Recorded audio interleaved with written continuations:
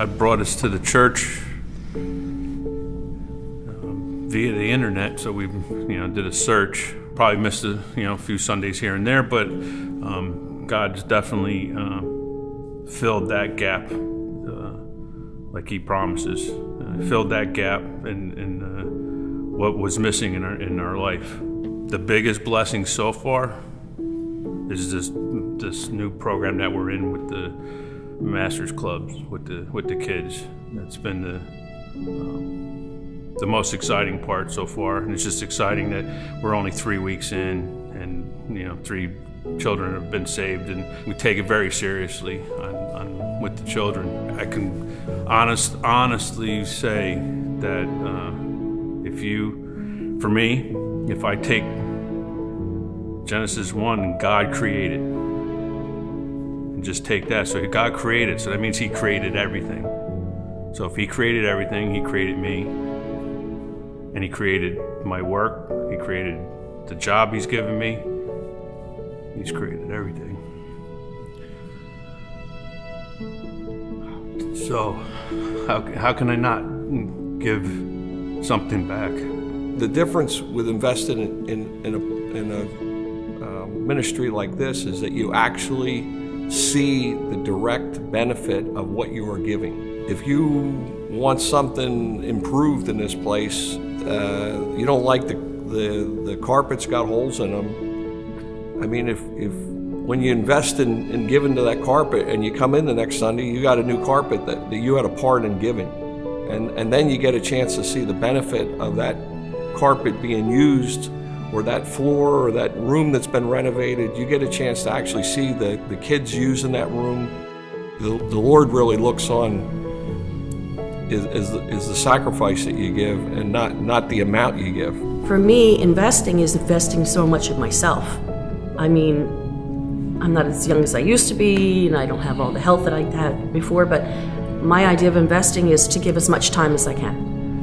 Tithing isn't the easiest thing to do, and we've tithed and over the years, and we've seen our business grow. When I was working as a police officer, I never sought promotion. I was always the guy that they had to talk into taking a test or whatever. I really was not looking to get ahead, where most people I worked with were very, very interested in getting ahead.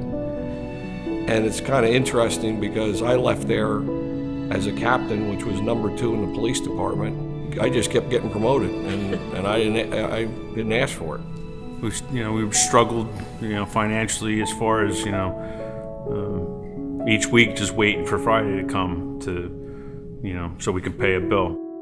And then as we continued to follow the Lord, He just continued to provide. We went from week to week to that next year it got a little better, and then the next year it got better, and you keep giving and you keep giving, and then He provides a way to give more. And then if you keep being obedient to what He tells you to do and to keep following, He just keeps providing. And it doesn't necessarily mean I'm not looking dollar for dollar. I'm not, it's not a monetary thing. It's the blessings in helping others that can't help themselves. God has asked us to help, put us in a position to help, and I feel that that's what I need to do. Because it's what He's asking.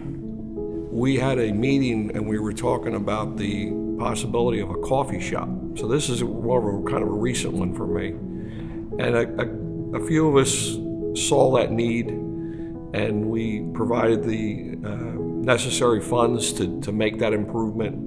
And every time I walk down there, I'm looking at this beautiful coffee shop now with ladies back there, and what a great ministry. I mean, I'm not saying coffee is the big deal, but it is a connecting point for a lot of people. So we kind of got our little Starbucks here right at the church now.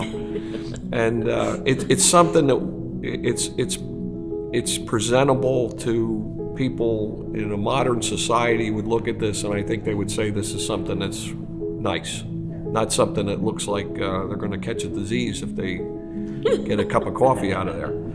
But this is something that just recently we did.